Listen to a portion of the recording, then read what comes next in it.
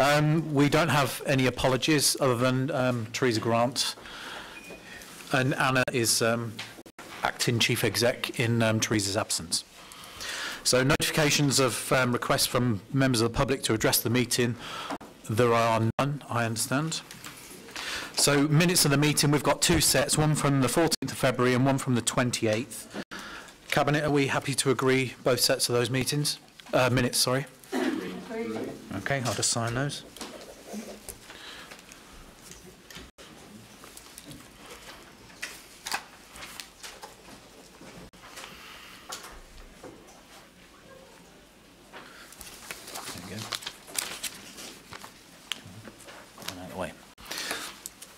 Okay, declarations of interests by councillors, if there are any.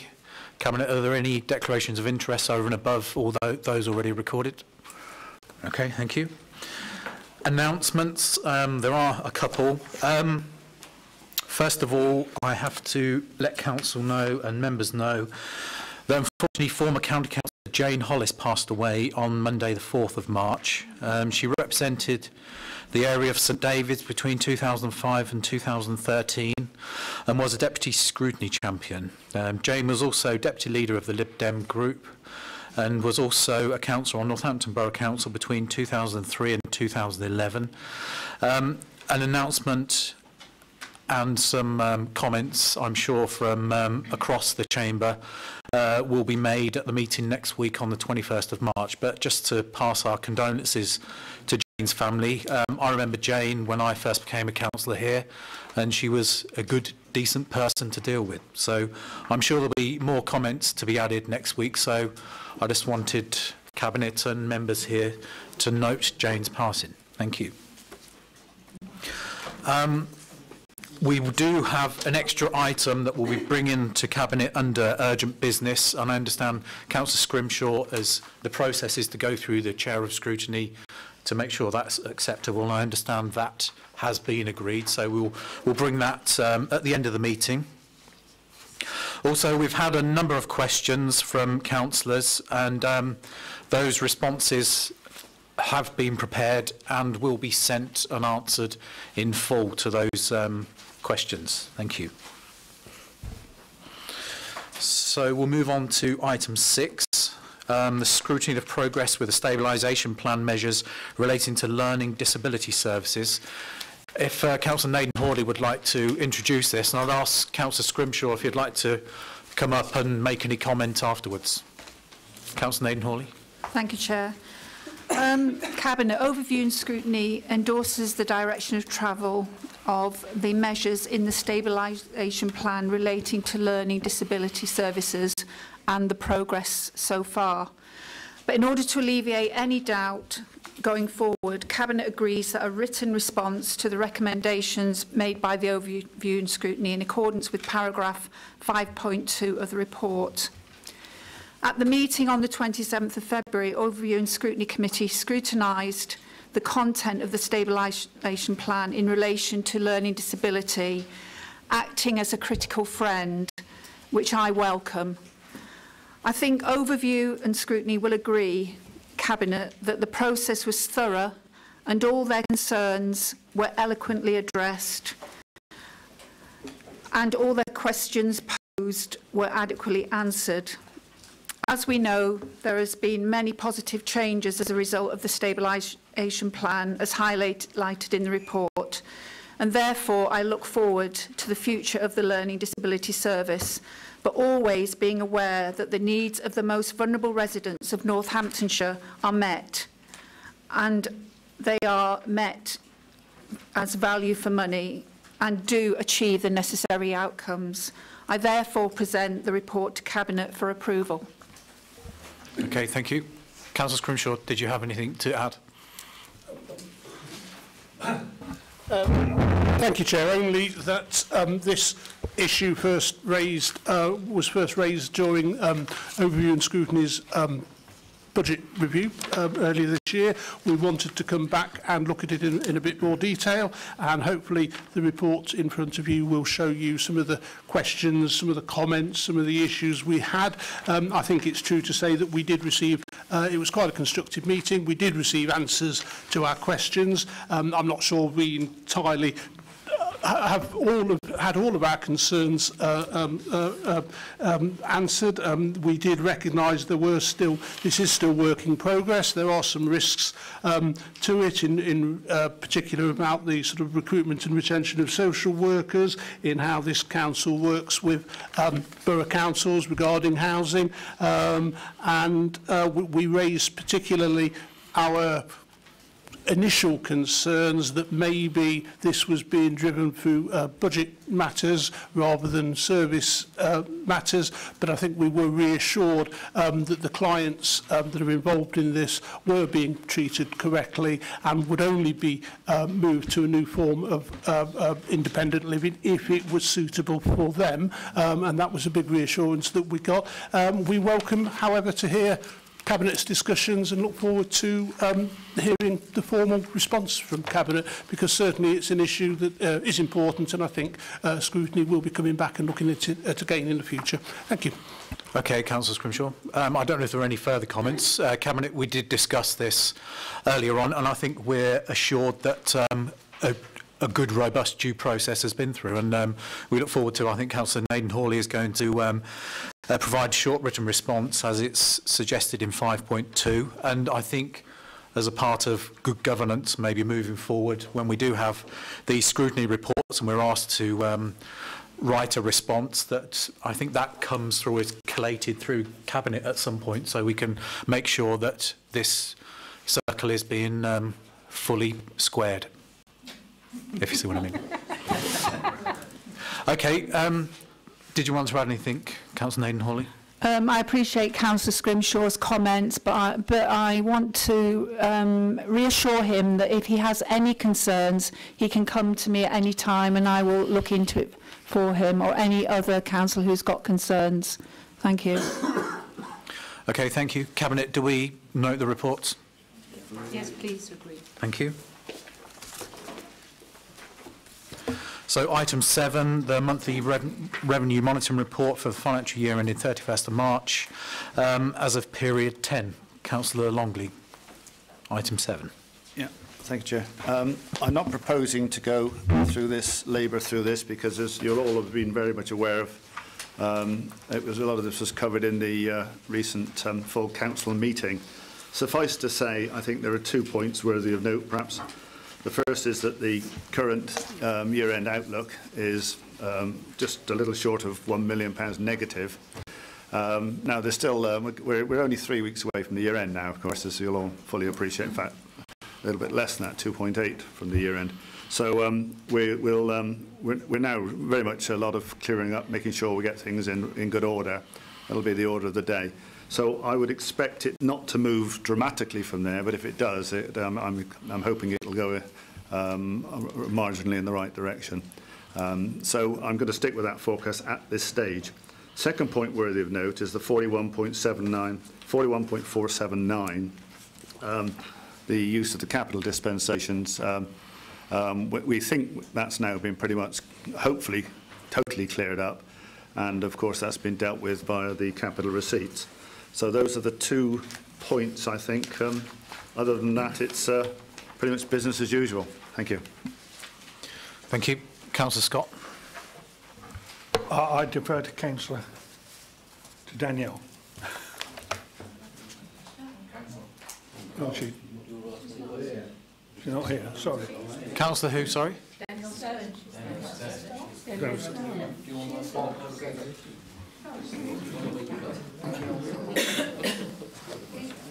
So are we having anybody from the Labour group? There were 3 points, Chair. Okay. If I pick them up. First one was on page 36. And that was the 288k underspend.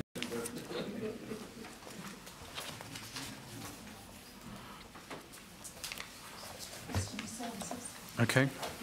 due to additional vacancy of management. Vacancies is a concern that seems to be an ongoing position that we are concerned about, very worried about, which we believe is impacting on services. And perhaps we could have some response on that as to what the future holds for us within that, to try and give us some assurance it's being worked on and looked on positively. The other point was page 37, 5.13, where we've got an additional savings of 100k on unaccompanied asylum-seeking children,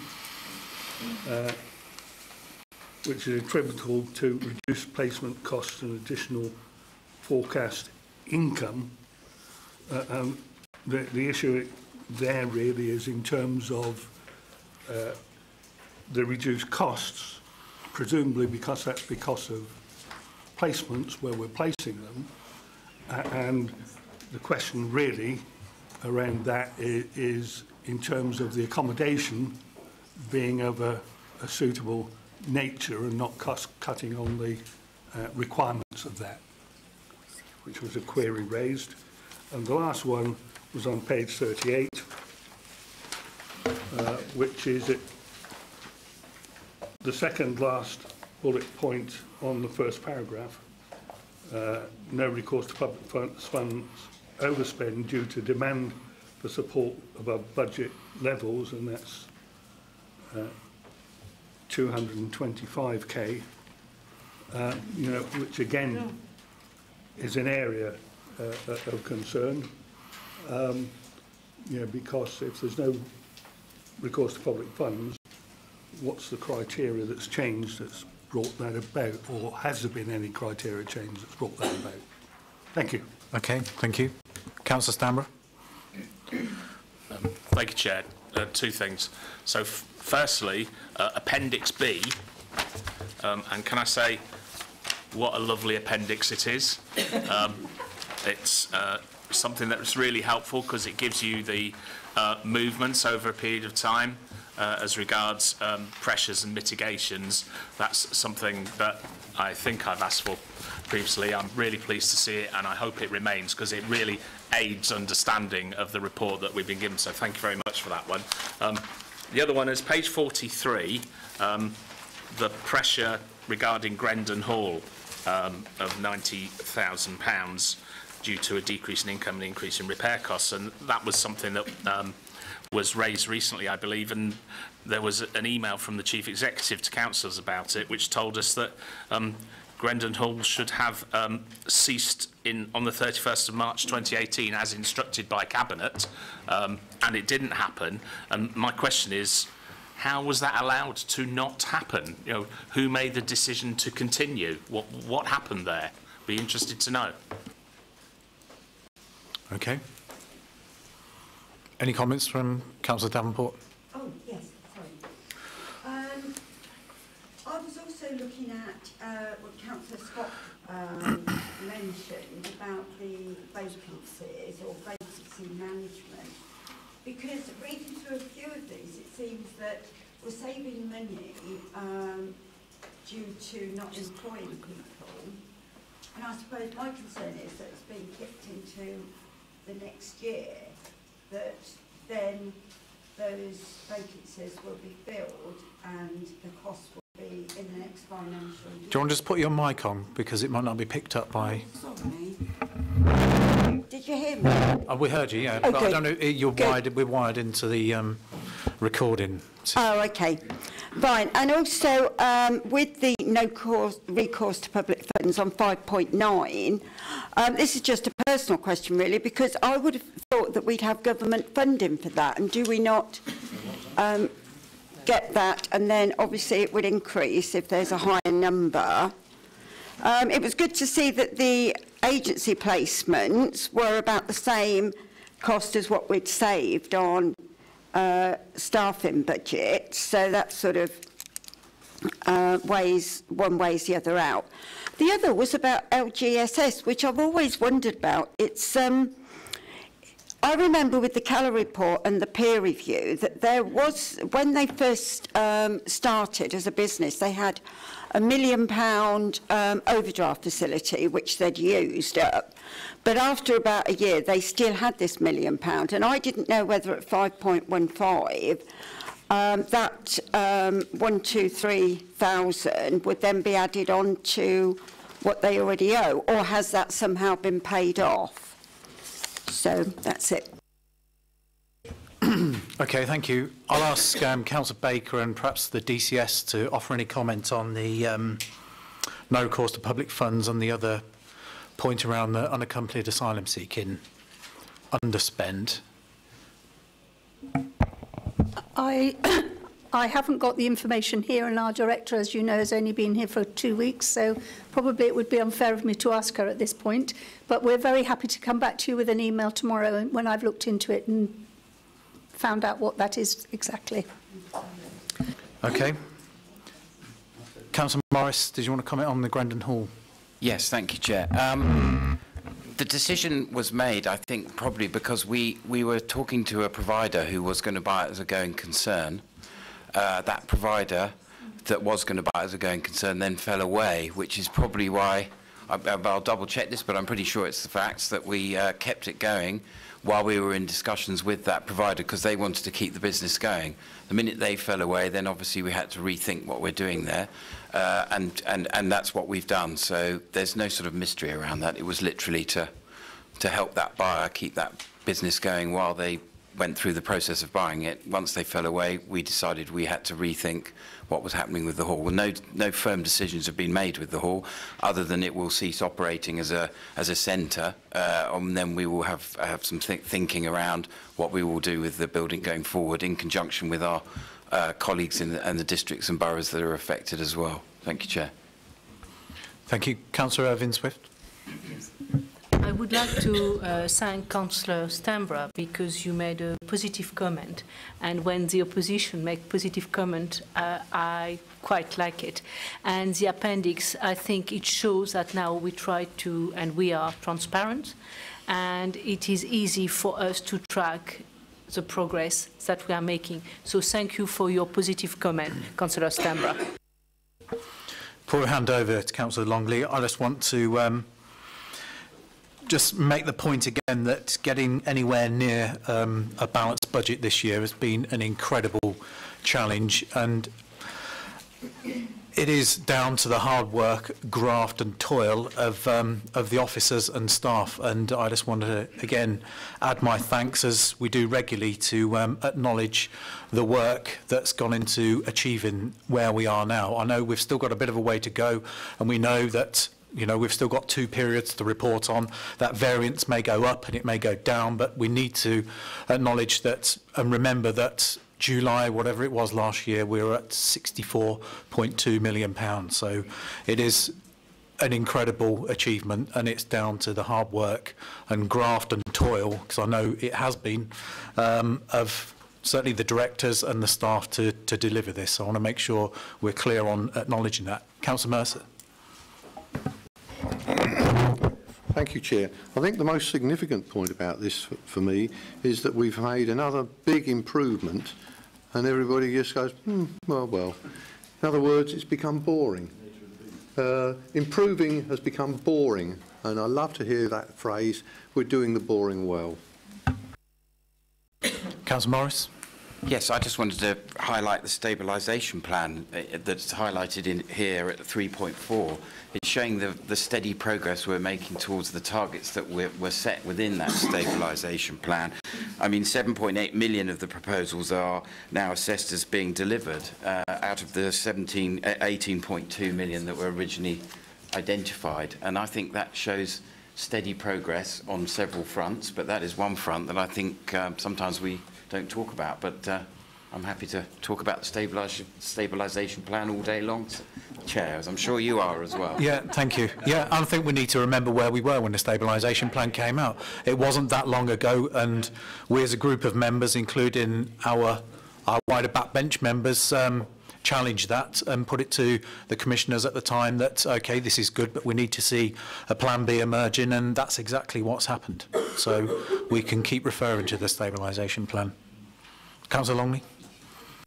Thanks, Chair. Well, I'll just sum up. I'll go first the underspending customer services mentioned twice, and everybody's worried about staff. What you may not, well, you probably won't know, is every month I get, first of the month, the head count across here and costs, etc. And between last month's figures and this month's figures, we've actually increased staff head count by 27. So it's not all drifting away as you might first appear. Now, that's across the board. But of course, customer services in all these areas is uppermost, and everyone's doing their very best to get that as right as we can. Long way to go in some places. So that's the first thing I'd say about that. I'm deeply flattered here, Councillor Stamborough. What can I say? But what you probably all know is that on a Thursday afternoon before Cabinet, all the opposition and ourselves get together and go through these items here. So we do have a bit of fun on these things as well, and that's exactly the, you know, Chris Stamborough wanted that, and I think he's dead right, and he's now got it. So hopefully you'll all follow that. Regarding LGSS law, the figure is £950,000, not £1 million, and that still stands as a loan outstanding to them, and is of course taken into account of in the balance sheet. Well, a loan actually is how it's so it works. If we underwrite it, we're effectively responsible. That's the important point. And I think, the thing about reduced placement costs, Bob, says what it says. That's it. That's exactly what. And I'd make no apologies for where you find cost-saving measures and improved efficiency throughout this operation, and a long way to go still, because we're in a very difficult position, and it's looking somewhat better. No, I realise that. Yeah, sure. Other than that, Chair, I think that's all I've got to say on this matter. Okay, thank you. Okay, so again, we look forward to the report in the next period, and hopefully we can continue to make progress. Yeah. So, Cabinet, are we happy to note the recommendations? Thank you. So we move on to item 8, the monthly capital report. Councillor Longley again. Yeah, thank you, Chair. All the detail here is in the report. I'm sure you've all read it in detail. The big numbers are all in schools, and of course that's money that comes in one hand goes out of the other from either government grants or 106 agreements. And so there's really very little for me to add. Any detailed questions, I'm sure we'll be very pleased to answer them. Thank you. Councillor Mercer. Thank you, Chair. I'm happy with this report, but I would like to emphasise that we need to be very careful to make sure that we aren't responsible for any overruns on these projects. We got caught for about 11 million so far on overrun on the International Academy. We need to make sure that the contracts for these projects are all drafted such that we are not responsible for any cost overruns. Thank you. Councillor Scott. And defer to Councillor Hales.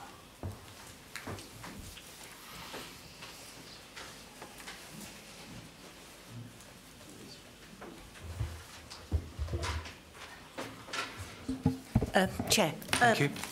I was unsure whether to raise it under this issue or under item 11, which is the extension to the schools. But because you agree the money now, I thought it was important that I actually raise it on this item.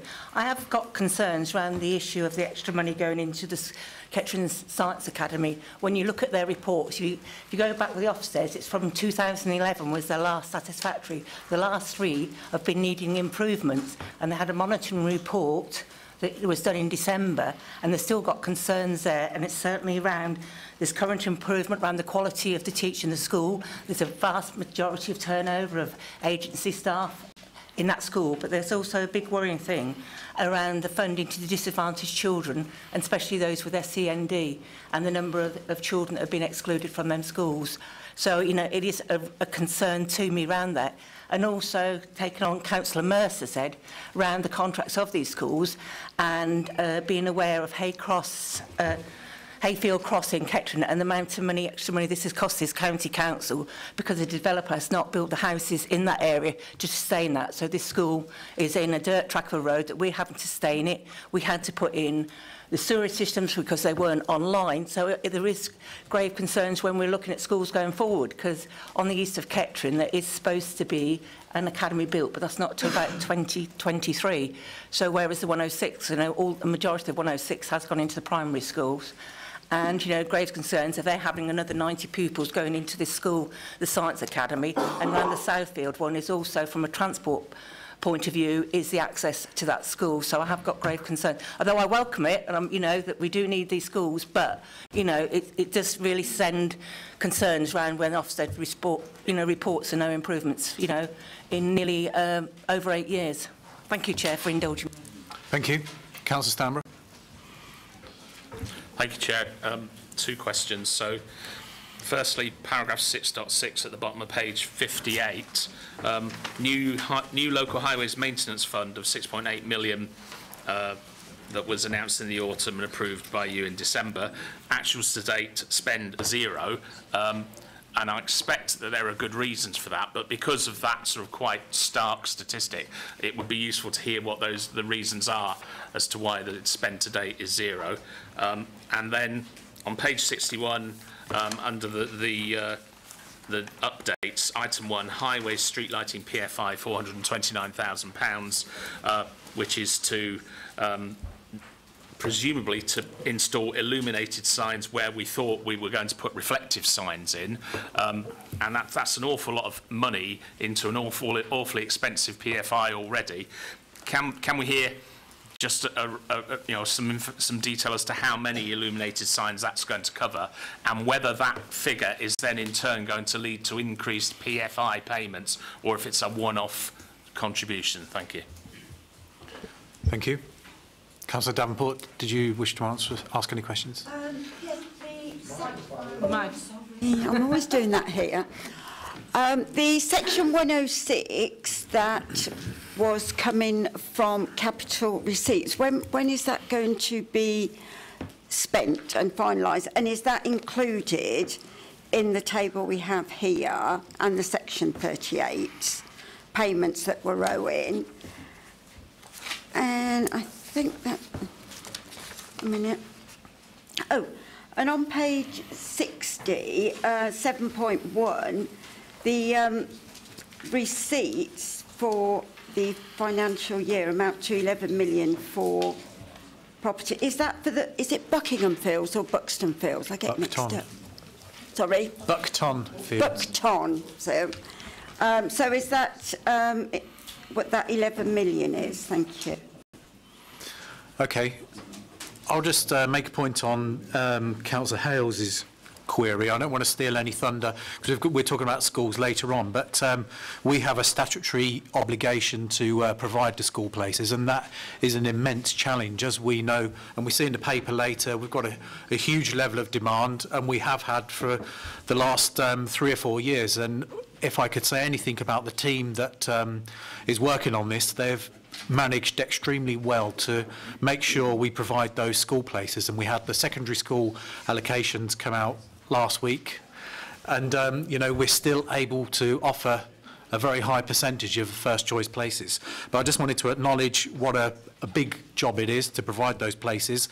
And I'm sure if there are any questions around any particular schools, as Councillor Hales mentions, we can get some answers and find them. But of course, schools, and we'll come on to talk about it in a little while, are going to be a big question that we need to be dealing with as we move to unitary as well, and whether we set up 2 local education authorities and how we're going to provide the infrastructure is a massive ask. So that's another big strategic question we need to be dealing with us on this road to unitary. Councillor Baker. I just wanted to say to Councillor Hales, we are statutorily obliged to provide places for children in the area in which they live, and there is a big need in the Kettering area to provide places for secondary school children. We are putting together a plan of assistance for the school to improve them. and that will be ongoing, the improvement of that school. And our officer for schools will be with us shortly. So if in the next section you've got any in-depth questions, please feel free to ask him. Thank you. Councillor Morris, did you want to comment on the street lighting PFI? Because I heard you having a conversation about it. Yeah, there was a couple of things I can chip in on. Councillor Stanborough asked about 6.6 and the spends to date. The reason it's showing 0 is because we had to first get internal permissions to spend the money, but the money will start to be spent from now forwards, as I understand it. Roy, would that be correct? Chair, this report is to the end of January, so we were internal approvals and deciding what we would spend on. The most to spend will be done in February and March. So it's not that we're not going to spend it. We are frantically starting to spend it, but it took a while to get the systems in place for it to kick in. So you will see that figure change in the next report. In terms of the PFI for lighting, that's a little bit more complicated than it appears because we've capitalised effectively work that we've already done under the contract, and this is work outside the scope of that contract. So these signs have already been provided, but we're now paying for them, if you see what I mean, in terms of how we're using the capital. The contract itself runs till 2036, as we all know, and actually it's been quite successful, and it has a total value of about 211 million. So we have to put in context the £429,000 for these signs. As to where they all are, I don't know the exact answer to that, but I can find out if that's what people are interested in. But they've already been done, as far as I know. So that's really the only answer I have for that. And I think there was one more question. What was the other question? I've forgotten what that was. No? Oh, the capital receipts. I think you asked, did you, Councillor Davenport, about, yes, the 11 million. Do you want to deal with that? We've got that covered, I think. Okay. Thank you.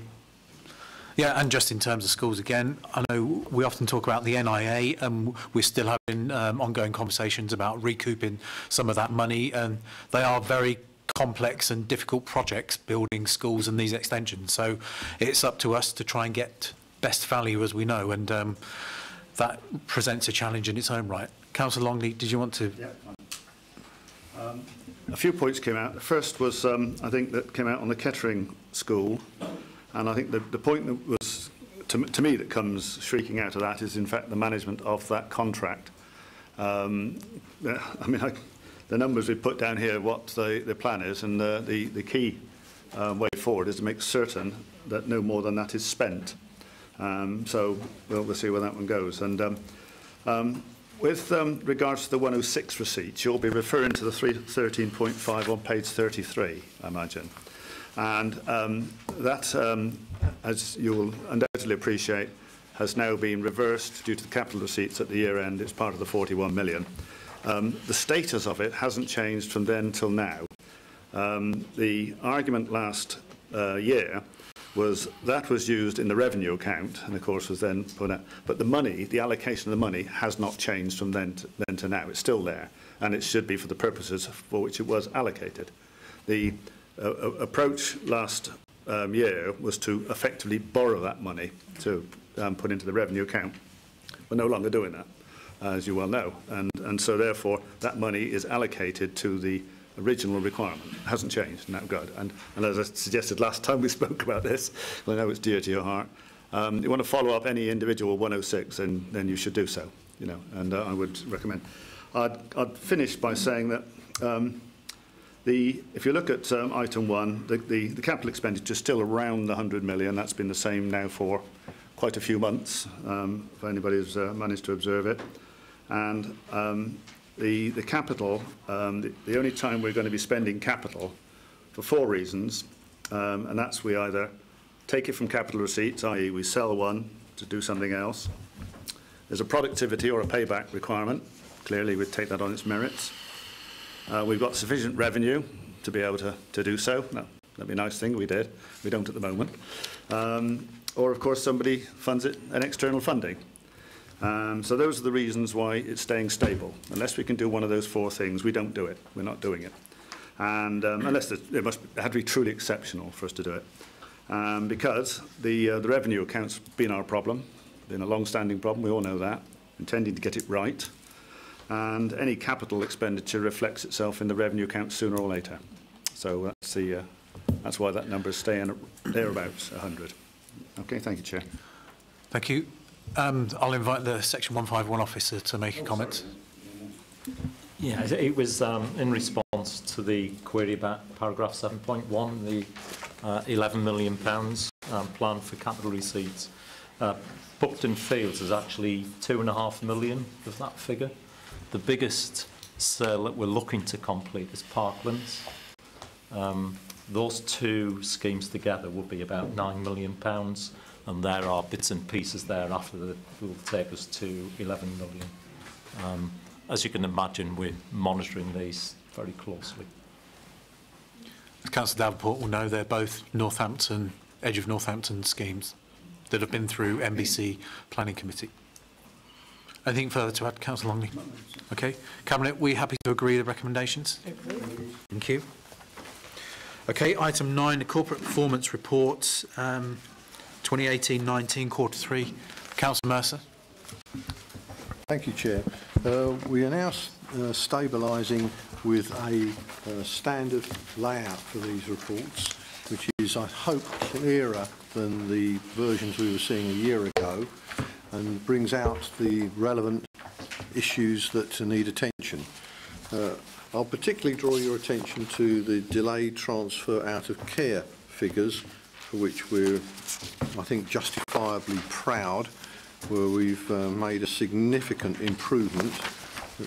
There are a number of areas where we're not comfortable, and they will be addressed.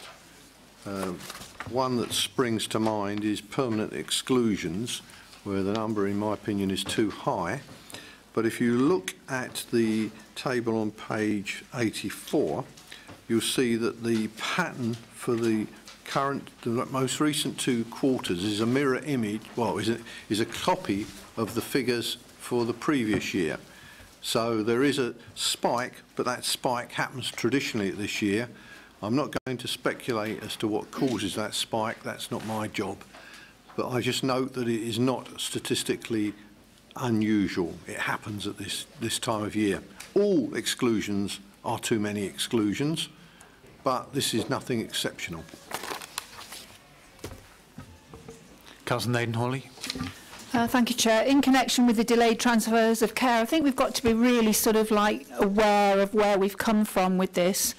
If you look at today's figures, at NGH there are 17, at KGH there are 16. Now, 6 months ago we were talking about 200 people waiting, and the mere fact we've got these figures down, to me, is momentous work all round from the team here and in the hospitals.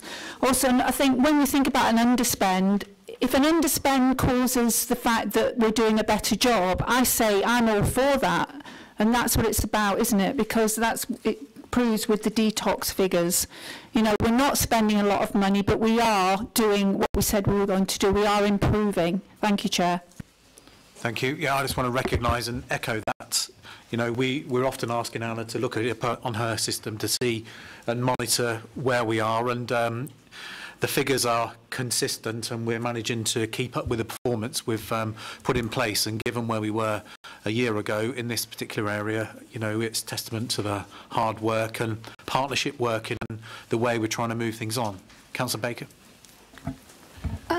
Just as Councillor Mercer said, we are very unhappy with the high numbers of exclusions, and we have looked back over previous years to see that at this time of year there seems to be a spike. We're not going to sort of put in any thoughts as to why we think that might be, but it is a high priority with us, and I know it is with our new director, Sally Hodges, here, so we will be concentrating on that as much as we possibly can. Thank you. Councillor Scott. Thank you. I defer to Councillor Roy. I would like to comment that the format, I think, is much better. Is much better. Or... Is much better. Thank you. Thank you. Councillor Roy. I'm annoyed with Councillor Scott for stealing the one positive piece of news that I could bring to Cabinet. But you're welcome to repeat it. I can repeat it, and credit to Councillor Mercer and the officers who put together the report in a much more transparent format, and I think that's to be appreciated.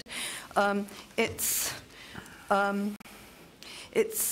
positive to see that Cabinet members are expressing concern about the issues relating to exclusion. I do take the point Councillor Mercer made about the seasonal fluctuation. Having said that, the figures do reflect an increase and are a tragedy for every single individual, every single child, every single family that is being denied access to education.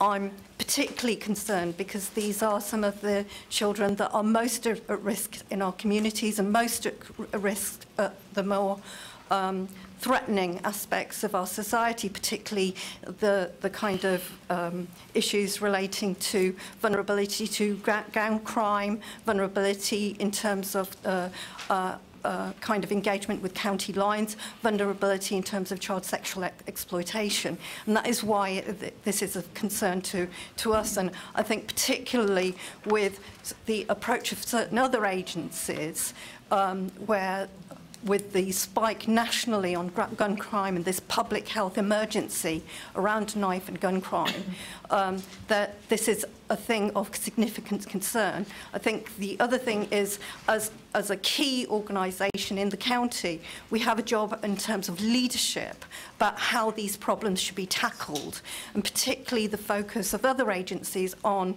a more punitive approach does not build bridges within communities, so communities address these as whole communities. Also to highlight the table over the page on elective home educated children. Again, this is a significant increase, and these children are much more vulnerable because the checks and balances aren't there as they would be if they were in school. And with these significant increases, we've got anecdotal experience within our group about concerns of parents taking children out of school because schools aren't able to address issues around bullying, harassment and other issues. So these things are of concern to us. We'd like to see the Cabinet take some leadership in their approach about this, but congratulations on a better formatted report. Okay, thank you. Councillor Mercer. Thank you, Chair. I'd like to respond to that fairly quickly. I agree almost every word of what Councillor Roy said. Every exclusion is one too many. I've always been concerned about them. It seems as though when a child is excluded, we've given up on them. We've got no right to give up on every child. Every child matters is the title. It says it on the tin, and we need to bear that in mind. I also agree with her comments about county lines and child sexual exploitation. Children who are excluded are very, very vulnerable. There is a significant risk that they might be drawn into gang culture and to other forms of inappropriate behaviour. And the time to fix it is at the beginning, not later after they've been picked up by the law enforcement services. We have got to address this. We've got to be better at it. I don't have the answers. We've got experts for that. But I feel that we need to get those figures down. They need to be trending down in 2 years' time.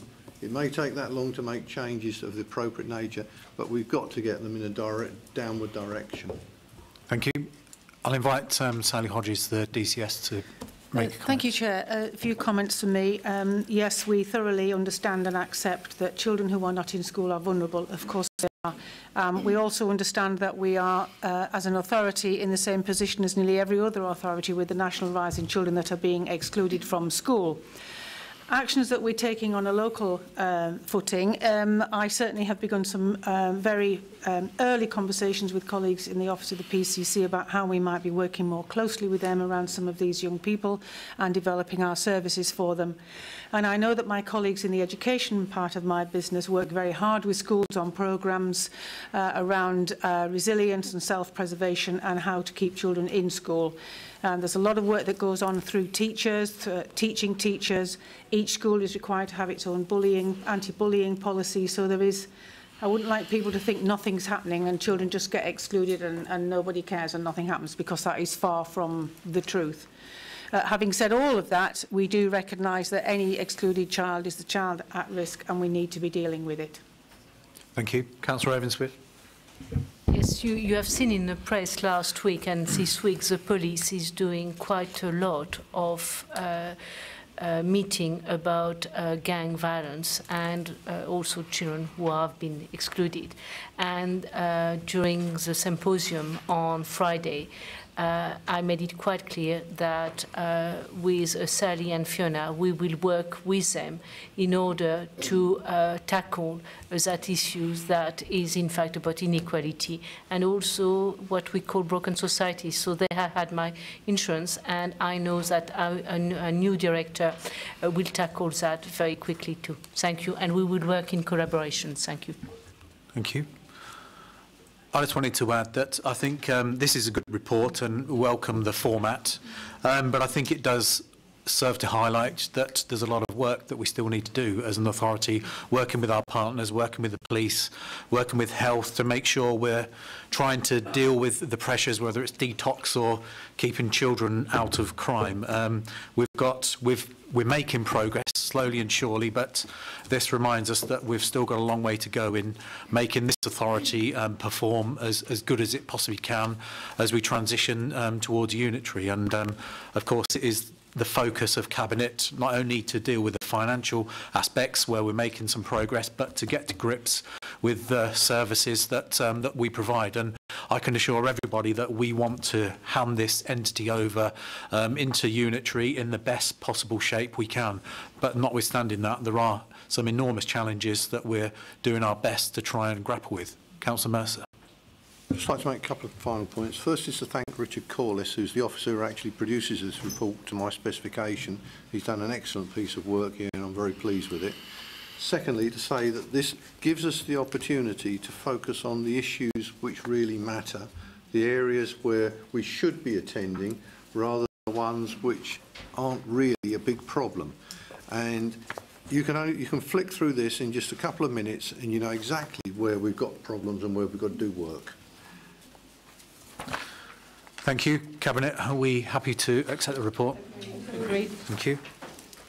So item 10, the managed print services contract for LGSS. Councillor Longley. Well, oddly, this one fell to me. I think probably I'd call your attention to page 93, where it's got a highlighted section that says the preferred method in a default for LGSS is to transmit documents electronically. Well, we're all doing that, and I know that the staff that associated with this area are trying very hard. However, it's a situation where there will be some printing, and this is a request for OK on the finance for to go out to tender. And the current contract completes on the 31st of December this year. And this is a shared contract between us, Cambridge and Milton Keynes, of which our share will be about 130,000 approximately. At every point, we try very hard not to have to print anything, but the inevitability is such that we have to.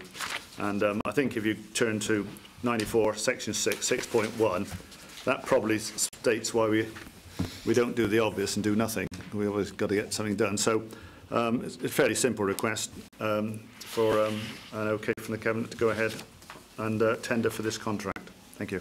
Thank you. Are there any comments or questions? No. Councillor Stammer. Chair, seeing as Councillor Longley has highlighted paragraph 6.1, because when I read it, I felt slightly confused, because it seems to imply that there is a statutory duty on us to print invoices and issue them for payment, which I can't believe. If that's true, then it's wrong, but I can't believe it's true. You know, it's pretty standard practice in business these days to send invoices and statements by email. Surely that's what we're doing, isn't it? Councillor Longley. In some cases, no. And the reason for that is not everybody is as IT literate as you are, Chris. I mean, if you send it to my mother, she wouldn't know what you're talking about. So in some cases, you're bound to send things. If individuals want their pay slips, as I understand it, so be it. I mean, the overwhelming majority, of course it is. And ideally, we'd like to send everything that way, if only we could. And the cost to us is, as I've just described, unfortunately. But there we are. I haven't got a better answer than that. Okay, thank you. Cabinet, we happy to accept the recommendations? Great. Thank you. Item 11, new school places. Increased secondary provision in Kettering by 90 places, new teaching block at Chenderrit School and new teaching block at and internal refurbishment at Guilsborough. Councillor Baker. Thank you. I request approval from expenditure for the following extensions to meet the demand for secondary school places. Firstly, in the Kettering area, the Kettering Science Academy, the cost of 8.2 million, will provide an additional 60 places per year group, 300 new secondary places in total.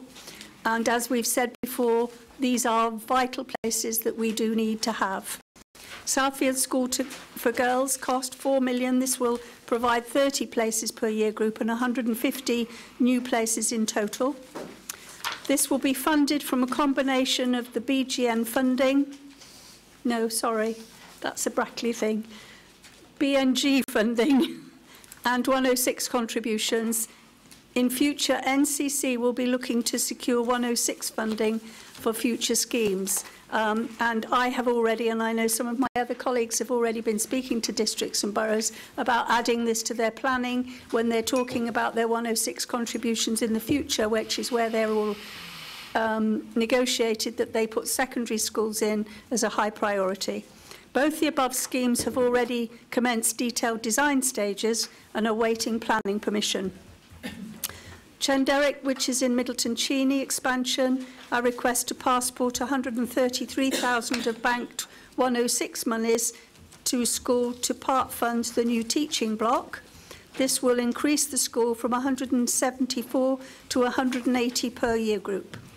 Guilsborough to passport 1.5 million of banked 106 monies to school to fund the new teaching block and address condition issues in existing accommodation. School will increase from 232 to 238 per year group. These are very big numbers, but we have a huge expansion of young people in this age group that need secondary school places. And first of all, I'd just like to put on record, Mr. Chairman, the work that was done this year to make sure that everybody in our county got a secondary school place. 92% of them got one of their choices. Was absolutely amazing by our team here at the County Council, because other counties are still looking for places for some of their children for September. And we have done a fantastic job, and I'd like that to be noted, please. Thank you. Are there any other queries or questions? Okay. Well, I just want to echo what Councillor Baker said. I already mentioned it previously. Note Chris Wickens is sitting there, who leads on this and does a superb job, and we thank Chris for his work. So, Cabinet, are we happy to agree item 11? Agreed. Thank you. So, item 12, Councillor Baker. Thank you very much, Chairman.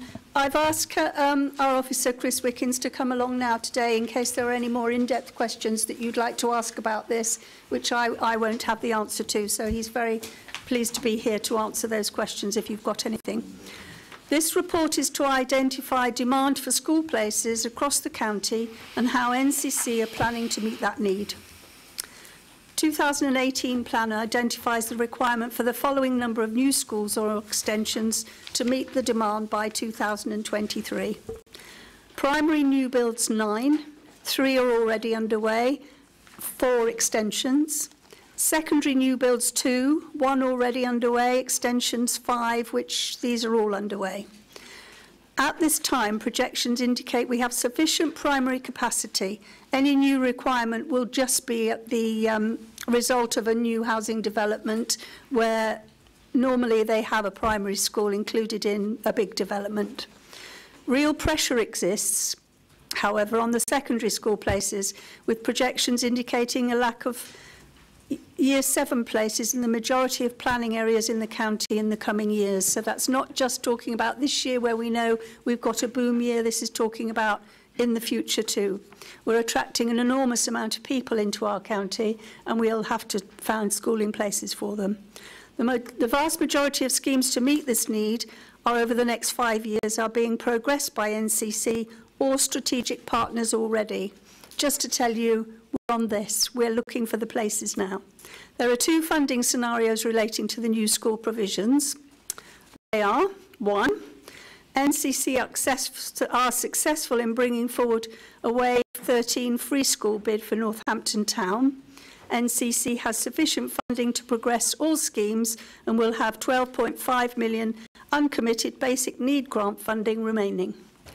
That's option 1. Option 2, NCC are not successful in bringing forward the Wave 13 free school bid for a new secondary school in Northampton Town. Therefore, NCC will not have sufficient funding to progress all schemes required. This will result in a funding deficit of 12.5 million for new school places. The total number of schools required by 2023 are primary 23, secondary 9, plus 7 more extensions. NCC did not receive funds from the DfE Basic Needs Grant 2021. This is a main source of funding for new schools. And if this was repeated in 21-22, this will have a major impact on the provision of our statutory obligation to provide school places. I request, sorry, that was the end of that one, sorry. So we are mindful of the fact that funding is going to be an issue for us ongoing, and we will be trying, our officers will be trying their very best to try and make sure that we are eligible for some of this DfE funding in the future. Thank you. Okay, thank you. Are there any questions or comments? Okay. Well, I just wanted to add what has already been said.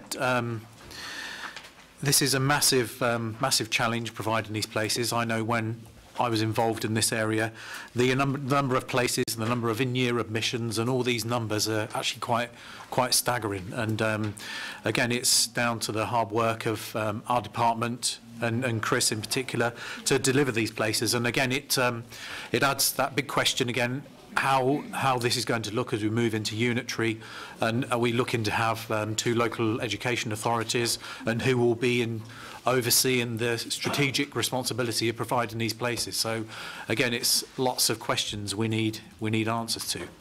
So was there anybody from your group that wanted to speak? Bob. Councillor Stone.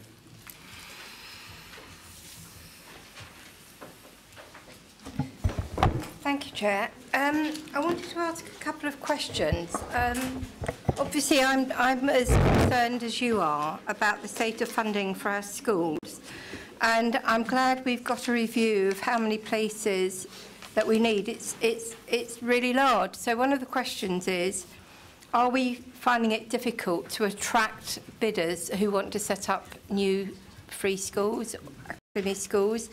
And if we are having trouble attracting people who are going to do that, do we know the reason why, and how are we comparing with other local authorities in that regard? And so associated with that is a question about extending provision at existing schools. Is that plan B because we can't deliver on plan A? And associated with that, I've got a concern about, with extensions, for example, you know, I'm the ward councillor for Spring Lane School. Extensions take up outside space, and so it's a sacrifice that is made. And I'm just worried about how we're monitoring that impact, because obviously children, particularly in urban areas, need as much play space as we can possibly provide for them. I'm worried about Northampton because that's where I'm a county councillor, and I know that the projection was that we needed 5 new schools in Northampton, and to date we've only got 2. So there's going to be a crisis, it seems to be, at some stage in Northampton town. And then I've got other issues, and they're related not just to the capital spend, but I'm just wondering what the view is of the administration in terms of class sizes and number of form entries, because I did make my view known when NIA was being planned. All the research I've done says that 8 form entries is the maximum that we should have, and anything over that produces very big alienation issues between the staff and the young people. So I'm just a bit worried that the pressures on school places is going to drive us into having too big class sizes and too many forms per school. And then I really wanted to ask as well what our response to the 7,000 head teachers complaining about school funding is going to be, because a lot of those head teachers must be the ones we've got in the county. And are we still campaigning for more equal funding for Northamptonshire schools? Thank you. Okay, thank you. There's a number of questions there. I'll perhaps ask Mr Wickens in a second to come up. But first, I know Councillor Jill Mercer had a question, and I know it's very specific to schools. I did say we'll get some answers sent out, but I just wondered, before Mr Wickens comes up, if you wanted just to come up and ask your question, Councillor Mercer.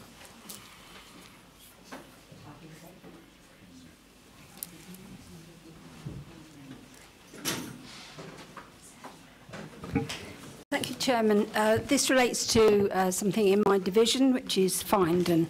In the plan, you'll see at 5.3, it states a 2 form entry as a delivery stage for the Stanton Cross development, and that the opening date will be September 2020/21, dependent on demand. There's a Section 106 agreement governing when the first primary school was to be provided for the Stanton Cross development. That's when 300 houses have been occupied. The developers have estimated that this point will be reached in September 2020 with 426 houses occupied at that time. However, we're saying that we're not intending to provide this school until 2021, when it's estimated that 724 houses will have been occupied. And I've been told that that's because there are vacant places in other schools in the area. And my question is really, does this put the County Council in breach of the Section 106 agreement? And obviously, once children go to a school, once they're in a school and they're moved into a new house, then they're not going to move back. And I know the Chief Executive has been made aware of this as well. Okay, thank you, Councillor Mercer. And Mr Wickens, I wonder if you could have a go at answering that and some of the relevant points made by Councillor Stone before we come back. That's okay. The issue of the delivery of the new primary school at Stanton Cross is quite complex and long running. Whenever we set up a new primary school, there are a number of factors we need to consider. That's surplus capacity in neighbouring schools, and obviously the rate of housing completions on the development in question. On Stanton Cross, the figures you're quoting there, the Section 106 is extraordinarily badly worded, to be honest with you. At one point it says we need to deliver the school by the 300th occupation, and in another section it says that we need to deliver the school in the September following the 400th occupation. I believe the figures you're quoting there are actually completions rather than occupations, which are slightly different. And occupations obviously take far longer to fill up rather than housing completions. So my long and short answer is no, we won't be in breach of the Section 106. Obviously, the other factors we need to consider are the fact it costs us about £300,000 in revenue funding to set up a new school. And given the demand for pupil places, particularly at the secondary level in other areas of the county, the budget we fund that from, which is part of the dedicated schools grant, we cannot afford to spend £300,000 of that money earlier than we need to, which would be the answer I've provided in writing as well. Okay, was there any other points Councillor Stone raised you could cover, Chris? Yeah, I might need Councillor Stone to start again with some okay, of well, those perhaps we questions, can. Okay, we'll come back through Councillor Baker. Perhaps we could capture some of those through Barbell, and we can make sure we get some answers to those. Councillor Baker. I just wanted to answer Councillor Stone on the one thing that I do know about, and that's planning applications. There is a national formula for how much outside space schools have to have, and all planning authorities will be putting that that formula in place when approving the planning applications for school extensions. As we did last Thursday in South Northants, we approved a planning application for an extension to Magdalen College School in Brackley, but all of those formula of outside space were very carefully looked at beforehand. And our class sizes are 30 per class. Okay, and just on the point around what are we doing about calling for more fairer funding, we remain a member of the F40 group, which I've said before represents the 40 lowest funded education authorities in the country. And I think one of the lessons we've learnt over the last couple of years is to make sure we're joining the voices of other authorities rather than saying, look at Northamptonshire, we're a special case. So that remains our objective, and of course we do that through the LGA and a lot of the campaigns like the Bright Futures campaign that they've run that we've also publicly supported. But I think some of the other points, if we've not covered them, that Councillor Stone raised through Barbell, we'll make sure we get some questions back. Okay, so on that, Cabinet, are we happy to agree the report? Agreed. Thank you. So item 13, the contract management of Youth Commission of Public Health grant-funded children's 0 to 19 universal services with Northamptonshire CCGs. Cecile. Yes, thank you, Chairman. As far when we speak about public health and contract, it's become very technical. So basically, it's about a Section 75 and how we manage the contract. It's a very good news story because the contract is roughly £12 million, and we are delivering a contract with better integration of public health and the CCG. It has an impact on how we deliver it and its outcome. I could go on about what we do with this contract, but it's just a reassurance. Remember, in June 18, we had that contract in front of us to have a Section 78, and that is what we are doing again. And if you have any question about the Section 78, I think our Director of, sorry, 75, why am I 78? 75, our Director of Public Health can reply to you. But it is a very good piece of work, and it's a very good news for how we deliver our contract for that section of the public for the universal services. It's also show different engagement with public health and the CCG, and let's carry on in that way. So I'm very pleased, and if you look in the contract, in the paper, on recommendation, the recommendation number 2 is to delegate authority to the Director of Public Health in collaboration with the Director of Children's Services and the Cabinet Member for Public Health to agree future government arrangement for this service. So we embed now public health with our services. That is the right things to do. Thank you. And I propose to, I recommend we agree with the report. Thank you. Okay, thank you. I just wondered if the Director of Public Health wanted to add anything on this. I know this marks, a good piece of collaborative work in between ourselves and the CCGs, and that's a positive thing. Thank you, Chair. Yes, I think the most important part really to take from this is the fact that we entered a Section 75 last year with our CCG colleagues to seek to provide a better value for money and a more effective service that's more joined up with CCG colleagues who also have responsibility to commission different children's services by bringing them together under one contractual arrangement, which is what the Section 75 allows us to do. We've actually provided better efficiencies and better outcomes, and obviously we'd want to continue to work in that collaborative way so that we can continue to find further efficiencies as demand increases, but also to bring in further services that are designed to be delivered for children into that Section 75 umbrella. Thank you. Any questions or comments? Councillor Scott. Defer to Councillor Hales.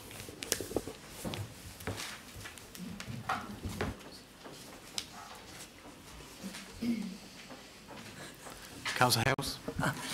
Thank you, Chair. We welcome this report. You know, it is a good way of working, certainly with the Section 75s, and I'm a favour of them coming from a mental health background. But I've only got one concern around it, is around we're looking at it, is around in the governance and that going forward. Because in here, when you look at your programmes, there is the County Council sitting there in future, going forward after the next year's contract, if it is taken forward, is into the unitaries and how the scrutiny of this is actually pertaining, because at the moment we're only scrutinising finance, so it's making sure that we don't negate our responsibility as councillors going forward when we're working with health. But really welcome this, and we get value for money for it going forward, and we should do more joint working with health, because I think it is the way forward that we can actually get best value across the piece going forward into the unitaries. Thank you, Chair. Thank you. So I will ask the Director of Public Health to answer the question of Councillor Ayres. Thank you. I absolutely share your concerns about making sure that there's appropriate governance in place. Section 75 agreements are still relatively new in our county, and so we are still putting in place and sort of testing the most appropriate governance structure. We're making sure that we bring all of our commissioners who are responsible for services that sit under the Section 75 into one room.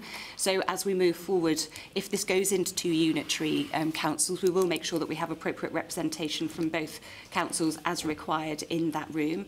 And again, we would ask that when a new scrutiny arrangement has been agreed that isn't so focused on finance, if you have any concerns about the quality of the outcomes, we'd be more than happy to bring those forward for you. But we have an internal commissioning, collaborative commissioning group that's been pulled together to look after this Section 75 specifically, and I'm more than happy to share any of the outcomes in the interim with you. Thank you. Councillor Evans-Swift, any further comments? No comment to add, just to agree the report. Thank you. Cabinet, we're happy to agree the report? Sorry? And the delegation? And, yes, and the delegation. Agreed? Thank you. Item 14, the Director of Public Health Annual Report. Councillor Evans-Swift. Yes, I would like to present that paper. A couple of things I would like to say before passing to the Director of Public Health. It is very important to note that the report is a completely independent report. It's an apolitical report, and therefore, like the audit report, it will be presented by the Director of Public Health. But when the Director of Public Health did put the report together, the Labour group was asked if they had things to add to make sure that all groups were cited in the report and what was important for them. You will note three things. First, that now the report is completely in synchronization with the cycle of the Council, so it is in front of you for the full Council approval in next at the end of the month. Secondly, last year you all thought that 24 recommendations were a bit too many. So therefore, we now have just 8 recommendations. And finally, because last year a question was asked, what do we do with all the recommendations? What is the outcome? You will see in this year's report, you have the last year 24 recommendations and what has been done regarding those recommendations. So it's a very good report, and I will just re-emphasize that it is a duty of the Director of Public Health, and it's a completely apolitical report. Thank you. And now I pass it to Lucy Whiteman, the Director of Public Health. Thank you, Chair. So my first caveat, I suppose, is to make everybody aware that obviously I've provided data for the county, so the statutory responsibility as DPH is to provide an overview of the state of the health of the county or the area for which I'm responsible. I have provided that at a county level, at a borough and district level, wherever that data is available, and to enable planning, should the proposed unitary authorities be approved by the Secretary of State, I have provided the data where possible in the 2 unitary footprints. And that is in no way reflective of what I presume to be the outcome. It's just that that is the current proposal, and I wanted to ensure that planning could be obviously based on some of the needs available, the data that's available. So, bearing that in mind, obviously I'm hoping that you'll notice there's a very different way of displaying the data this time. I'm hoping that it does engage more from previous reports, which have been very text heavy. Obviously the infographics are designed to be able to make certain RAG rated, so red, amber and green rated outcomes pop out at you, so you can see the differences between the county, between the proposed unitaries and between the borough and districts in relation to outcomes. You'll note that the 2 proposed unitaries have very similar outcomes at a high level, but you will see also as you go through the report that there are still significant differences in inequalities between boroughs and districts. It has gone through a life course approach, so it looks at both life expectancy in general, children's, adults, and then ageing well, and provides recommendations around those areas that all contribute to improving the inequalities in the county. So it is clear that we want to make sure that public health is engaged and that public health principles and practices are used should we move forward into unitaries, so that we can plan to meet the needs of our population from the outset of those new organisations. And then it also gives a number of recommendations around life course approaches, so making sure that, again, children, and that's one of the reasons that obviously the delegated responsibility for the previous item was between myself and also with the advice of the DCS, that we are making sure that services are fit for purpose and that they're giving children the best start in life. This time as well, we also talk about healthy ageing. So you will know that I've used the wellbeing advisors to focus more on supporting independence, so early frailty, so that we reduce demand on adult social care services and NHS services. So it is a really sort of cradle to grave approach in this public health report and the recommendations that support that. The other thing that you'll note is that we need to and will be developing a very comprehensive engagement and communication strategy. So part of the issues that arise in our county is because people are not well versed with what the best way is to look after themselves, how best to access services, and so health literacy and being able to access the right information at the right time is key to making sure that these recommendations are embedded. So you'll note that that's our 8th recommendation. But I'm happy to take any comments on the report. Councillor Scott. Defer to Councillor McGee.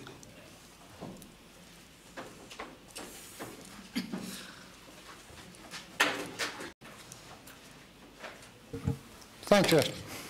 Yeah, thank you, Chairman. Usually I would come up here and have a go at this report. Actually, it's welcome. It's only took 18 years and eventually we get something in about finance. So thank you for that. The Director did ask to meet me on 2 occasions to have my input into this, and unfortunately I couldn't make it, but I do appreciate the input that you at least you asked me. I do welcome the way it's set out. We've got a little bit about finance. That's always a good thing. There are many links to the performance from last year's report. That's also a good thing. It would have been good to have some examples in there of the successes, but you know, at least we're heading in the right direction. You do mention in your forward about life expectancy. Unfortunately, I don't see much when it comes to the targets about life expectancy, about the recommendations. And unless, as you probably know, we target the areas where life expectancy is low, we are always going to be in this situation in the county. And it's nothing to do with a Scottish breakfast in Corby, I can assure you. But we do have to target the areas and nothing will change. It's not changed since I've been here, and it's not likely to change unless we target the areas where it is low life expectancy. My colleagues did ask me to mention 2 things, Chair, if I may. It's good to see air pollution is mentioned in it and recommendations. They are looking for some sort of recommendations to the education when we build new schools, etc., about having car-free zones, because when cars are sitting idling outside schools, that does cause some problems, not only for the parents, the staff, but the children too. So we can look, and it won't be an easy one because nobody would like not to do, sit out of schools. So it may be something we'll look at in the future. And the other one mentioned, Chair, is hate crime. And it's got some recommendations in there. It's just a shame that a year ago we took out the group from this county that dealt with that. So we're actually on the back foot there, but it's good to see it back in. Chair, can I take advantage of sitting here and say, because we're only allowed one speaker, at the last paper, fantastic to see, Chair. Absolutely joint commissioning, coming at the right time. I'm so pleased. Again, it's took a long, long time. It's a shame that we won't be here next year to see more of that. But when we can improve services, get together and get best value and improve services, we all welcome that. Very quick one on that. When you're looking at who's involved in the future, not only councillors, but it would be good to have an input from service users on that board. Thank you, Chair. Thank you. Are there any further comments? I know we'll be talking through this at council next week, and we can give it a good airing then, because I think there's some very good points in here, and I agree with the format that it's pretty good, and we've got a more concise set of recommendations. So, Councillor Evans-Swift, did you want to add anything? I am always very glad when members of the opposition do congratulate us on the work we do. And we have listened. The Director of Public Health has done exactly what was asked by you and by us. And I think as far as cars are concerned, I am very glad that you speak about the school, but I think it is very important that no one leaves their car running when they don't need to do it. And it's not just the school, it's a reminder that we should be concerned. So it is very easy to just think it's a children issue, but it's an issue for everybody. And finally, the Director of Public Health will also present that report at full council. Thank you so much. And I ask you to note the report. Thank you. Councillor Merson. Thank you, Chair. I'm sorry I'm a bit late with raising this issue, but one of the things that's concerned me for a number of years, and which I feel is a major public health issue, is the prevalence of diesel vehicles on our roads. Petrol vehicles, gasoline, are far less polluting these days than diesel. Diesel produces particulates that have major health implications. And I remember about 3 years ago making a suggestion in full council that we ought to do something to discourage people from purchasing and using diesel vehicles. And I would like to reiterate that the single worst atmospheric polluter we've got is the diesel vehicle. And the sooner we try and drive them off the roads, the better. Thank you. Okay. Cabinet, we happy to agree the report? Yes, please. Thank you. Okay, move on to item 15 under the urgent business rule, which is the Northampton Gateway and Rail Central Strategic Rail Freight Interchanges. Now, this was after the motion that we all agreed at council last week, and as a part of process, we need to bring it through cabinet this afternoon. So, Councillor Morris is just going to run us through it. You've sort of said it all there, Chair, really, but obviously at the last full council, there's a typo in the first recommendation, because it should say 28th of February 2019, which is when we had the resolution went through the council. Basically, we're slightly perhaps changing our position on these two potential developments, which are, of course, not in our gift to decide. They're with the Secretary of State to decide. But in light of the fact that we put that motion through, I think it was important that we made sure that we were allowed to perhaps flex our views on either of those developments, and this paper allows us to do that. In essence, that's what it does.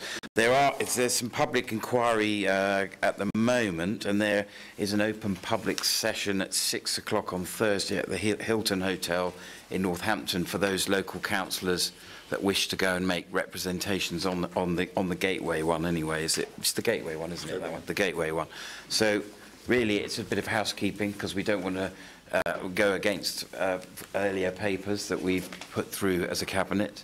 Therefore, we're sort of tidying it up and allowing ourselves some room to discuss these matters further. Okay, thank you. Councillor Mercer. Thank you, Chair. I was not involved in the original Cabinet decision. I was involved in the full Council decision. I personally find it quite extraordinary, the acreage of agricultural land that is proposed to be used in these two developments. There's a little statistic I dreamt up a short while ago to give some idea of the scale of it. For those who know the Rushton Lakes retail area, the agricultural land that's going to be taken up by these two developments is something around 30 times as big. Thank you. Okay, are there any further comments or points on this? I think this is a procedural thing that we just need to make sure we put through Cabinet. Okay, Cabinet, are we happy to agree this? Agree. Thank you. That is the end of the meeting. Thank you very much.